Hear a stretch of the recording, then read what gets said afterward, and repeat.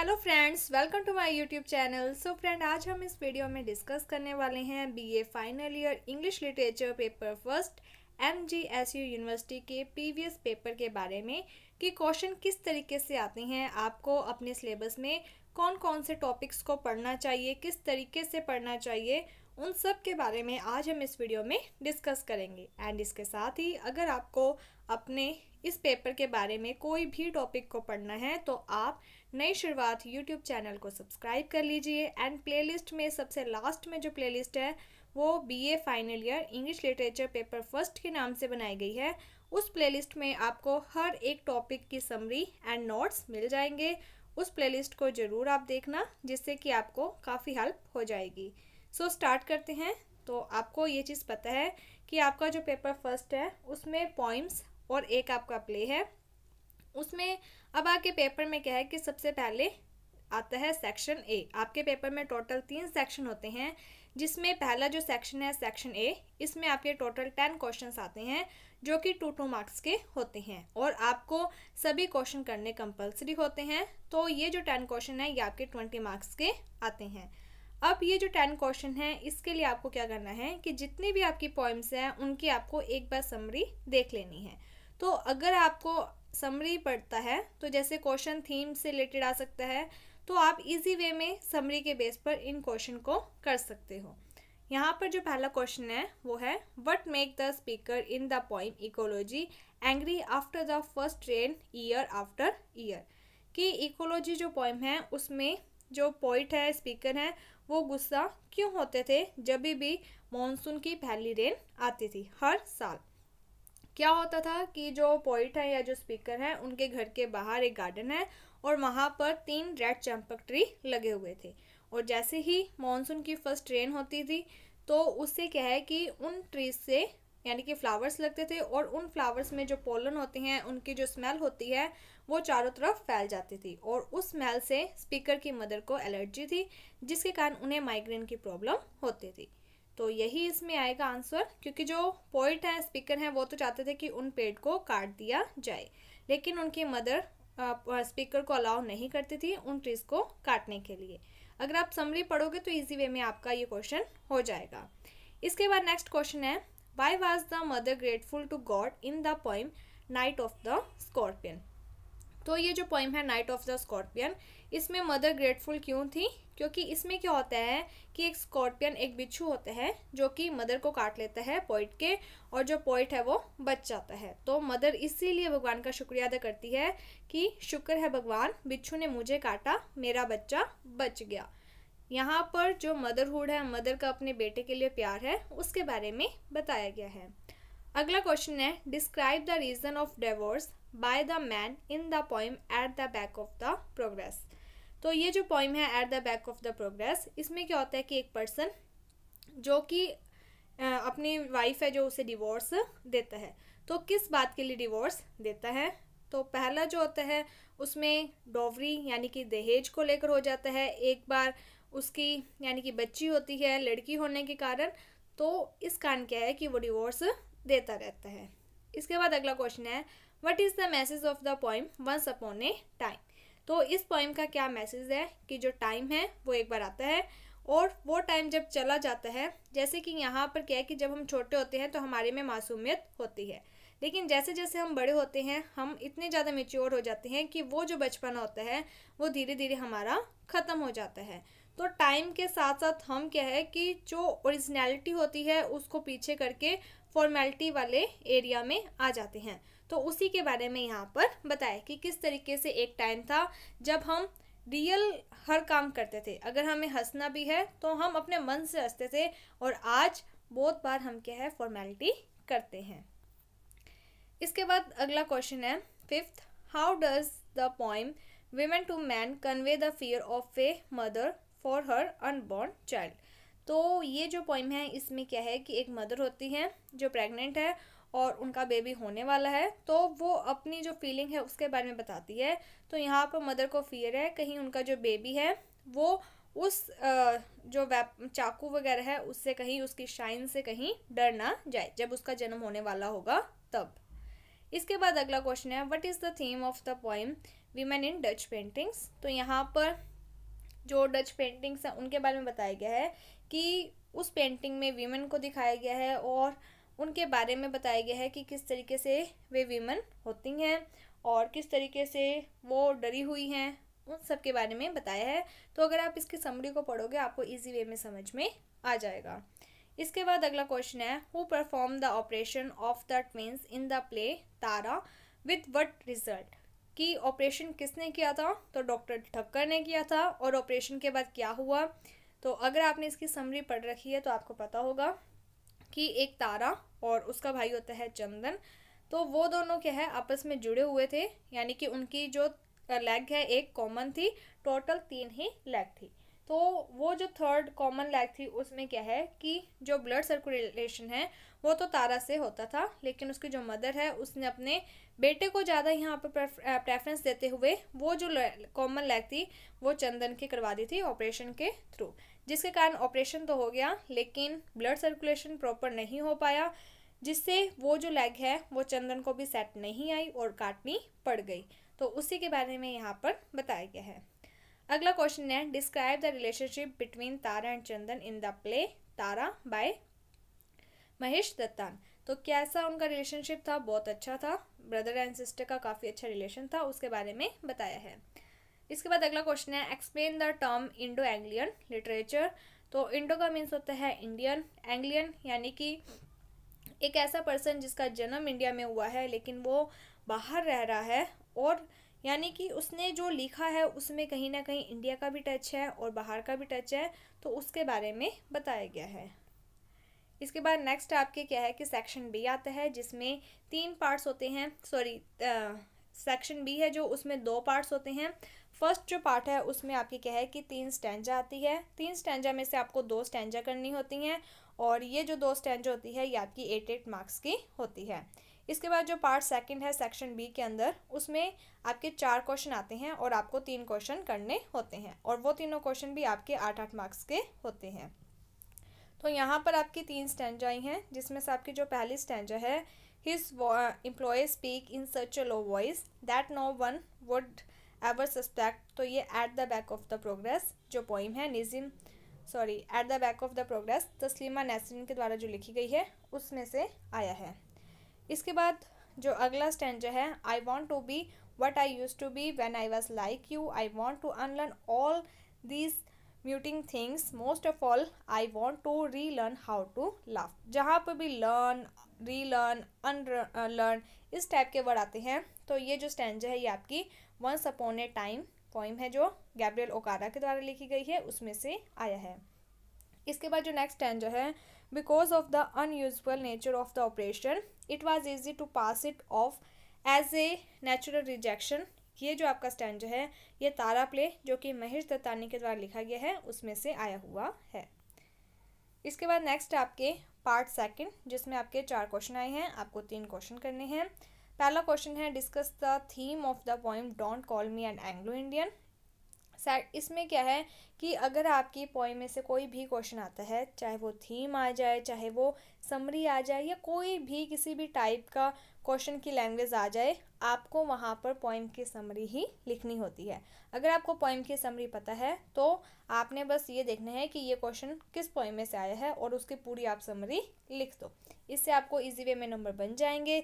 ये मत सोचना कि इसमें क्वेश्चन अलग पूछा गया है, हम किस तरीके से समरी लिखें, समरी तो पूछी ही नहीं गई। यहाँ पर 8 नंबर का क्वेश्चन है, तो 8 नंबर के क्वेश्चन में आपको पूरी समरी ही लिखनी होती है जिसके बेस पर ही आपके 8 मार्क्स बन सकते हैं। नेक्स्ट जो क्वेश्चन है, write a short note on the simile use in the poem telephone conversation by the Wole Soyinka का।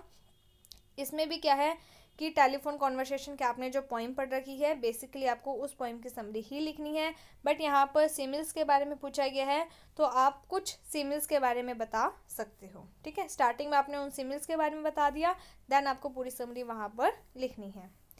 नेक्स्ट आपका जो क्वेश्चन है उसमें है, Tara by Mahesh Dattani is a drama that address the issue of gender discrimination discuss.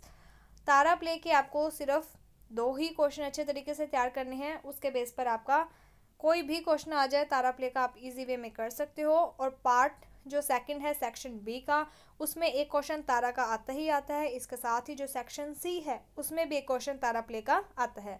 तो अगर आप तारा play की समरी अच्छे से पढ़ लेते हो तो इससे आपको ये बेनिफिट होता है कि जो सेक्शन बी है उसके पार्ट बी में जो 8 नंबर का क्वेश्चन आ रहा है, एक तो आप वो अच्छे से कर सकते हो। दूसरा जो सेक्शन सी है जिसमें तारा से ही रिलेटेड एक 20 नंबर का क्वेश्चन आता है, आप वो भी अच्छे से कर सकते हो 28 नंबर का। और जो सेक्शन ए है उसमें भी 2 नंबर का एक क्वेश्चन तारा प्ले में से आता है। तो 30 नंबर तक का जो आपका है वो आप सारा एक तारा प्ले की समरी को पढ़कर इजी वे में कर सकते हो। आपको करना क्या है, एक तारा प्ले है जो उसकी समरी को अच्छे तरीके से पढ़ना है। दूसरा, अगर कोई क्वेश्चन थीम से रिलेटेड पूछा जा रहा है या फिर टाइटल से रिलेटेड पूछा जा रहा है तो आपको क्या है, लिखनी तो समरी ही है, बस स्टार्टिंग की जो लाइंस होती हैं आपकी वो डिफरेंट हो जाएगी।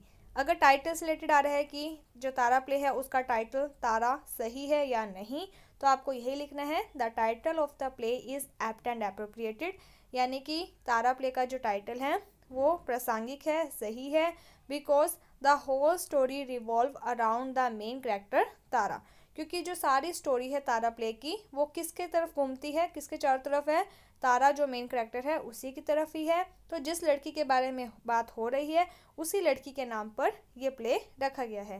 देन आपको क्या करना है, पूरी वहाँ पर समरी ही लिखनी है। इसके अलावा अगर थीम से रिलेटेड क्वेश्चन आ रहा है, भाई ये पूछ लिया जाए तारा प्ले की थीम क्या है, तो आपको बताना है कि तारा प्ले की थीम क्या है, जेंडर डिस्क्रिमिनेशन। जेंडर डिस्क्रिमिनेशन का मीन्स है कि लड़का और लड़की में भेदभाव होता है। अगर इसमें भी अब आपको क्या करना है, तारा प्ले की पूरी समरी ही लिखनी है और आपको इस तारा प्ले को पढ़ने के बाद ये पता चल जाएगा कि इसमें किस तरीके से जेंडर डिस्क्रिमिनेशन किया गया है।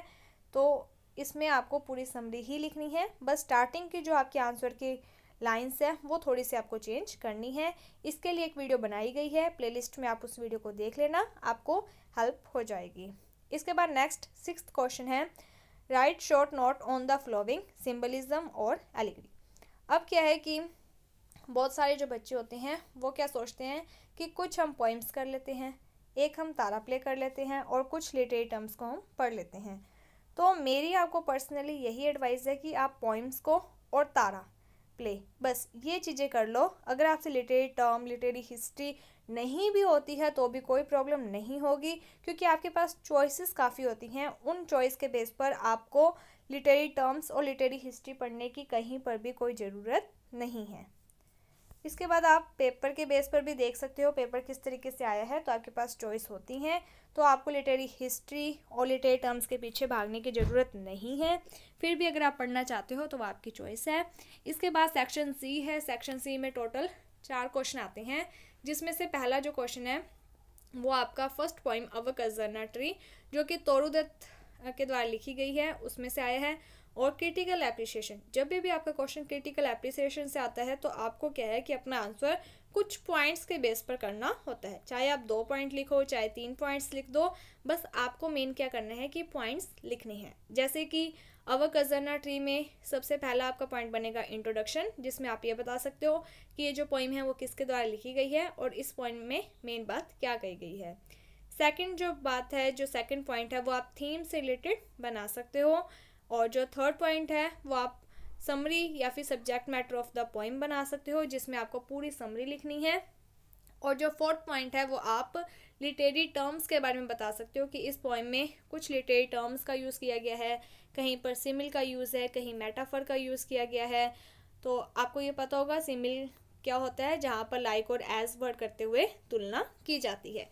तो यहाँ पर तुलना की गई है। अगर आप इस पोइम को पढ़ोगे तो आपको पता चल जाएगा लाइक ए पैथन, इस तरीके से यहाँ पर कंपैरिजन हुआ है। तो इस तरीके से आपको क्या है कि 3 या 4 पॉइंट्स बनाने हैं और अपना आंसर लिखना होता है।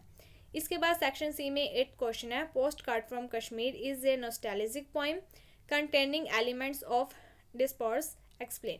इसमें अब क्या है कि आपको पूरी जो post card from Kashmir poem की समरी है वही यहाँ पर लिखनी है। नेक्स्ट जो क्वेश्चन है वो आया है, discuss the relationship between Chandan and Tara. तो अब यहाँ पर आपको पूरी समरी ही लिखनी है, जिसमें ये बात क्लियर हो जाएगी कि चंदन और तारा का कैसा रिलेशन रहा है। इसके बाद नेक्स्ट क्वेश्चन है, what is the mean by the term renaissance, how did renaissance develop in India with what result. तो तो रिनेसा होता क्या है, रिनेसा का मीन्स होता है यानी कि एक रीबर्थ होना, ठीक है, पुनर्जन्म होना। और ये इटली और इंग्लैंड यहाँ से शुरू हुआ था, उसके बाद इंडिया में आया और इंडिया में कैसे ये डेवलप हुआ है, क्या रिजल्ट हुए हैं, उन सब के बारे में बताना है। तो अगर आप लिटरेरी हिस्ट्री को नहीं भी पढ़ते हो तो भी आपके पास चॉइस है। सेक्शन सी में 3 क्वेश्चन आते हैं, 2 पोइम और 1 आपका तारा प्ले में से, तो आप इजी वे में कर सकते हो। इसके बाद यहाँ पर आगे हम डिस्कस कर लेते हैं 2021 का पेपर। इससे पहले हमने 2023 का पेपर देखा है। यहाँ पर भी 4 क्वेश्चन सेक्शन ए है जो उसमें 10 क्वेश्चन आए हैं। सारे क्वेश्चन करने कंपलसरी है, हर क्वेश्चन आपका 2-2 मार्क्स का आया है। एंड इसमें पहला क्वेश्चन है to which country Judith Rai belong, कौन सी कंट्री से बिलोंग करती है। तो आपको इस तरीके का एक आधा क्वेश्चन देखने को मिल सकता है, तो आप थोड़ा बहुत अगर पढ़ना चाहो तो पढ़ सकते हो, वरना इतना कोई भी ज़रूरी नहीं है। अगला क्वेश्चन है what is the message of the poem once upon A time. तो अगर आप क्वेश्चन पिछले ईयर के और अभी के देख रहे हो तो सेम से ही है लगभग। वंस अपॉन ए टाइम में क्या मैसेज दिया गया है, तो वहाँ पर भी सेम क्वेश्चन था, यहाँ पर भी वैसा ही क्वेश्चन पूछा गया है। अगला क्वेश्चन है the giant where the scarf, what does the word the scarf stand for. तो यहाँ पर स्कार्फ किसके लिए आया है, तो वो जो ट्री है उसकी शाखाएं जिस तरीके से ट्री के ऊपर लिपटी हुई हैं उनके लिए ये वर्ड आया है। अगला क्वेश्चन है who wrote the poem I am getting old now. तो ये रोबर्ट क्रोश के द्वारा लिखी गई है। आपको हर एक पोइम और उसके पोइट का नाम याद होना जरूरी है। इससे आपको बेनिफिट ये होता है कि एक तो आप स्टैंजा को इजी वे में कर सकते हो, और अगर 2-2 मार्क्स में इस टाइप के क्वेश्चन आते हैं तो ये भी आपकी इजी वे में कवर हो जाएंगे। इसके बाद नेक्स्ट क्वेश्चन है to home is the poem eight the back of the progress address.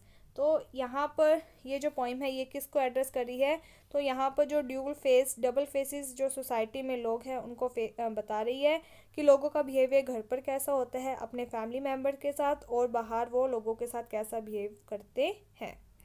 अगला क्वेश्चन है what is the central idea of Thumboo's poem word poem के बारे में पूछा गया है। और मेरी आपको पर्सनल एडवाइस यही है कि आपको वर्ड पोइम अच्छे तरीके से तैयार कर लेनी है, क्योंकि आपको इस बार सेक्शन जो बी है पार्ट सेकंड उसमें एक क्वेश्चन वर्ड पोइम का ज़रूर देखने को मिलेगा। और वर्ड पोइम से रिलेटेड मैंने एक समरी भी तैयार कर रखी है, आप उस समरी को देख लेना, प्लेलिस्ट में आपको उसकी वीडियो मिल जाएगी।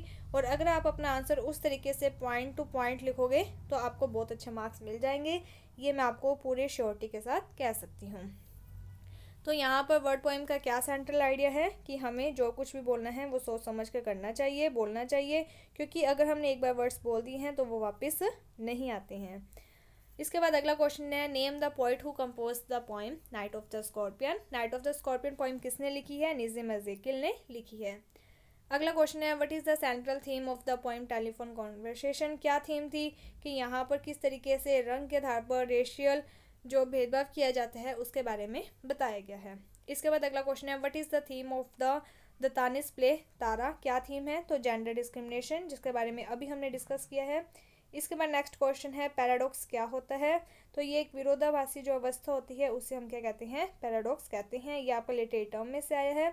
आप अगर लिटरेरी टर्म और लिटरेरी हिस्ट्री को नहीं पढ़ते हो तो बस आपको क्या करना है कि जो आपके सिलेबस में लिटरेरी टर्म्स दे रखे हैं उसके बारे में हिंदी में थोड़ा बहुत देख लेना, जिससे कि जो 2-2 नंबर के क्वेश्चन आते हैं वो आपके कवर हो जाए।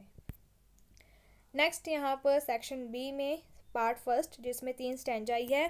पहली जो स्टैंजा है my mother only sad thanks God, तो ये Nazim night of the scorpion जो पोइम है नज़ीम एज़ेकिल के द्वारा लिखी गई है उसमें से है। अगला जो क्वेश्चन है this is home and this is the closest, तो ये जो पोइम है ये पोस्ट कार्ड फ्रॉम कश्मीर इसमें से आई हुई है। इसके बाद अगला डेस्टिनी, एक जो स्टैंजा है वो आपकी तारा प्ले में से आती होती है, तो ये जो थर्ड स्टैंजा है ये आपकी तारा प्ले में से आई है। सेकंड पार्ट है जो सेक्शन बी का, उसमें 4 क्वेश्चन जिसमें से आपको 3 क्वेश्चन करने हैं। पहला जो क्वेश्चन है वो आपका इकोलॉजी पोइम में से आया है, आपको कुछ भी नहीं पूरी समरी ही लिखनी है। इसके बाद अगला जो क्वेश्चन है वो वर्ड्स पोइम का आया है, इसमें आपको वर्ड्स पोइम की जो क्वालिटीज़ हैं उनके बारे में बताना है। और आप अगर इस क्वेश्चन का आंसर पॉइंट के बेस पर करते हो तो बहुत अच्छे नंबर आपको इसमें मिल जाएंगे। इसके बाद अगला क्वेश्चन टाइटल से रिलेटेड आया हुआ है, तो इसके बारे में अभी भी हमने डिस्कस किया था कि टाइटल से रिलेटेड क्वेश्चन आता है तो आपको किस तरीके से अपना आंसर लिखना है, और आपको पूरी समरी ही मेन यहाँ पर लिखनी है। इसके बाद अगला जो क्वेश्चन है वो पोस्ट कार्ड फ्रॉम कश्मीर में से आया हुआ है। यहाँ पर भी आपको अपनी पूरी समरी लिख देनी है। नेक्स्ट सेक्शन सी, जिसमें 4 क्वेश्चन आते हैं। पहला जो क्वेश्चन है वो आपका फर्स्ट पोइम अवर कज़र्ना ट्री में से आया हुआ है। इसके बाद अगला क्वेश्चन है जो वो तारा प्ले में तारा का जो करैक्टर स्केच है उसमें से आया हुआ है। और अगर कभी भी तारा का करैक्टर स्केच या किसी भी करैक्टर का करैक्टर स्केच पूछा जाता है तो आपको अपना आंसर इंट्रोडक्शन में लिखना, मतलब पॉइंट्स में लिखना होता है, जिसमें आपका पहला पॉइंट यानी कि इंट्रोडक्शन बन सकता है। उसके बाद दूसरा पॉइंट आप बता सकते हो कि तारा का रिलेशन अपने ब्रदर के साथ कैसा था, अपने फ्रेंड सर्कल के साथ, अपने पेरेंट्स के साथ कैसा था, तो उसका बिहेवियर कैसा था। इस तरीके से 2-3 आपको पॉइंट्स वहाँ पर बनाकर अपना आंसर लिखना होता है। तो यहाँ पर 2 क्वेश्चन सेक्शन सी में आप इजी वे में कर सकते हो और आपको 2 ही क्वेश्चन करने होते हैं चारों में से। और नेक्स्ट जो क्वेश्चन है उसमें एंग्लो इंडियन और इंडो एंग्लियन राइटिंग है जो उसके बारे में पूछा गया है और ये लिटरेरी हिस्ट्री में से आया है। और 10th जो क्वेश्चन है वो आपका लिटरेरी टर्म स्टायर और ऐसे में से आया हुआ है। तो आपको मेन तो यही है कि पॉइम्स, और अगर आप तारा प्ले को अच्छे से पढ़ लेते हो तो आपको कुछ और करने की ज़रूरत नहीं है। इसके बाद अगला जो पेपर है वो 2020 का है, जिसके बारे में देख लेते हैं। सेक्शन ए, जिसमें 10 क्वेश्चन हैं। पहला question, who sit like a statue on the casuarina tree. Casuarina tree पर कौन स्टैचू की तरह बैठा हुआ था, तो ग्रे बैबून। अगला क्वेश्चन है, who wrote the poem ecology. Ecology जो पोइम है वो किसने लिखी है। तो इस तरीके से आपको हर एक पोइम और उसके पोइट का नाम अच्छे से याद होना चाहिए। मेन चीज़ ये है। तो ये A.K. रामानुजन ने लिखी हुई है। अगला क्वेश्चन है, why was the mother grateful to God. तो सेम ये क्वेश्चन रिपीट हुआ है आपका। अगला क्वेश्चन है, what is the main theme of the poem. तो क्वेश्चन इसी तरीके से होते हैं, कोई थीम पूछ रहा है, कोई टाइटल के बारे में पूछ रहा है। और इसके बाद नेक्स्ट है, this is home, what does the word home donate in this line. तो यहाँ पर दिस इज़ द होम, तो यहाँ पर जो पोइट है वो कश्मीर को अपना घर मानते हैं। इसके बाद नेक्स्ट क्वेश्चन है, what is the central theme of the poem eight the back of the progress. तो अगर आपने पोइम्स को अच्छे तरीके से पढ़ रखा है तो आपको पोइम का जो मेन बात होती है वो यहाँ पर आपको लिखनी है। इसके बाद अगला क्वेश्चन है, to which country robot crochet belong. तो इस तरीके से 1-2 क्वेश्चन आएंगे, आपको पहले ही बता दिया है।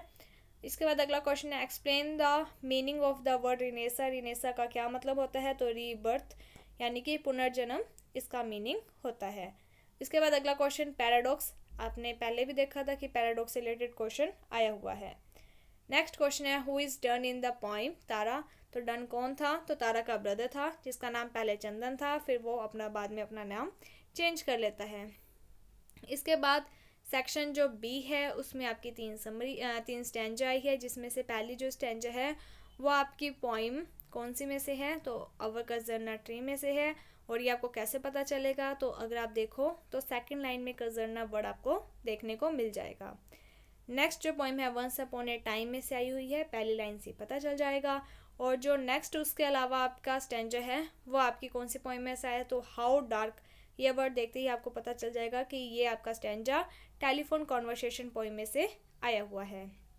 इसके बाद यहाँ पर सेक्शन बी के पार्ट सेकंड में 4 क्वेश्चन है, जिसमें से पहला क्वेश्चन है जो विमेन टू मैन पोइम है उसमें से आया हुआ है और इसमें आपको पूरी समरी यहाँ पर लिख देनी है। उसके बाद नेक्स्ट है थीम से रिलेटेड तारा का, तो आपको यही कहा गया कि आपको तारा प्ले की समरी को पढ़ना है, चाहे थीम आ जाए, चाहे टाइटल आ जाए, या कोई भी क्वेश्चन आ जाए, आपको तारा प्ले की समरी ही लिखनी है। इसके बाद अगला क्वेश्चन है, what are the quality of the word. तो वर्ड पोइम है जो वो आपको स्पेशली इस बार ज़रूर पढ़नी चाहिए, क्योंकि उससे रिलेटेड एक क्वेश्चन आपको देखने को मिलेगा। इसके बाद अगला क्वेश्चन है, how does the poem eight the back of the progress represent the due standard of male dominated society. तो यहाँ पर आपको पूरी समरी लिख देनी है। इसके बाद सेक्शन सी है, जिसमें 4 क्वेश्चन आए हैं। पहला क्वेश्चन आपका आया है post card from Kashmir poem में से, क्रिटिकल एप्रिशिएशन करना है, तो आपको बस पॉइंट्स के थ्रू अपना आंसर लिखना है। फर्स्ट पॉइंट आपका बन जाएगा इंट्रोडक्शन, फिर आपका बन जाएगा subject matter of the poem, फिर आप थीम लिखना चाहते हो तो थीम लिख देना। उसके बाद लिटरेरी टर्म से रिलेटेड या writing style of the poem आप लिखना चाहो तो आप वो लिख सकते हो। अगला क्वेश्चन फिर तारा का कैरेक्टर स्केच आया है। इसके बाद नेक्स्ट क्वेश्चन आया है इंडो एंग्लियन और एंग्लो इंडियन लिटरेचर से रिलेटेड। और इसके बाद 10th क्वेश्चन है जो इसमें आपके 3 इस बार लिटरेरी टर्म दिए हुए हैं, जिसमें से आपको 2 के बारे में डिस्कस करना है, स्टायर, एसे और सिंबलिज्म। तो अगर आपने पिछले 3 सालों के पेपर देखे हैं तो आपको इतना तो आइडिया हो चुका है कि क्वेश्चन किस तरीके से आ रहे हैं और आपको अपना आंसर किस तरीके से करना है। तो आपको क्या करना है, तारा प्ले की समरी और तारा का करैक्टर स्केच, ये 2 क्वेश्चन अच्छे से कर लेने हैं, जिसके बेस पर आपका सेक्शन सी का एक क्वेश्चन हो जाएगा और एक क्वेश्चन आपका सेक्शन बी का हो जाएगा। इसके अलावा आपको तारा प्ले के अलावा जो वर्ड्स पोइम है उसे अच्छे तरीके से पढ़ लेना है। बाकी अगर आप लिटरेरी हिस्ट्री, लिटरेरी टर्म्स नहीं करना चाहते हो तो आप आराम से उसे छोड़ सकते हो। आपको बस जितनी भी पॉइंट्स हैं उनकी समरी को ज़रूर देखना है। जो छोटी छोटी पॉइंट्स हैं वो आपकी कभी भी सेक्शन सी के लॉन्ग क्वेश्चन में नहीं आएंगी। तो आपको अपना आंसर बस कोई 2 से 2.5 या 3 पेजों में 3 पेजों तक का उसको तैयार करना है। एंड बहुत सारे बच्चों के मन में ये होता है कि हमें क्वेश्चन की कितनी आंसर में लेंथ रखनी है। तो मेन तो यही होता है कि अगर सेक्शन सी का कोई भी अगर आप क्वेश्चन करते हो तो आपका आंसर कम से कम 5, 5.5, 6 पेज होना चाहिए। और सेक्शन बी में जो क्वेश्चन के आंसर करते हो वो आपके 2.5 से 3 पेज में होने चाहिए। स्टैंजा जो होती है वो 2 से 2.5 पेज होने चाहिए। और जो छोटे क्वेश्चन हैं वो आप 3 लाइन्स में कर सकते हो। इस तरीके से आप अपना जो पेपर है वो कर सकते हो। और आपको ये चीज़ पता है कि MGSU यूनिवर्सिटी में मेन प्रेफरेंस आपकी हैंड राइटिंग, आपकी कॉपी में कितने पेजेस भरे हुए हैं, इन पर भी रहता है। तो आपको इसी बात को थोड़ा सा ध्यान में रखते हुए ही अपना पेपर करना है। और इसके साथ ही आपको क्या करना है, जैसे कि आप मान लो कि सेक्शन सी का क्वेश्चन सबसे पहले कर रहे हो, तो आपने जैसे 5.5 पेज में अपना एक क्वेश्चन का आंसर कर लिया। अब आपको क्या करना है कि अपना जो नेक्स्ट क्वेश्चन का आंसर है वो आप उसी आधे पेज के नीचे से स्टार्ट ना करते हुए अगले पेज से आपको शुरू करना है। तो इससे क्या होगा कि वो आधा पेज आप छोड़ते जाओगे। एक तो आपको आंसर लिखना नहीं पड़ेगा, दूसरा आपकी कॉपी भर जाएगी। तो इस तरीके से आपके पेजेस हैं जो वो ज़्यादा कवर हो जाएंगे। सो होपफुली आपको ये वीडियो थोड़ी बहुत सही हेल्पफुल रही होगी। कोई भी डाउट हो, कुछ भी पूछना हो तो आप बिना किसी हिचकिचाहट के पूछ सकते हो, कमेंट कर सकते हो। एंड इसके अलावा अगर आप चाहो तो टेलीग्राम में एक ग्रुप बनाया गया है, टेलीग्राम पर नई शुरुआत के नाम से, आप उसे भी ज्वाइन कर सकते हो और वहाँ पर भी अपने डाउट्स वगैरह पूछ सकते हो। So thank you friends for watching my video. Thank you.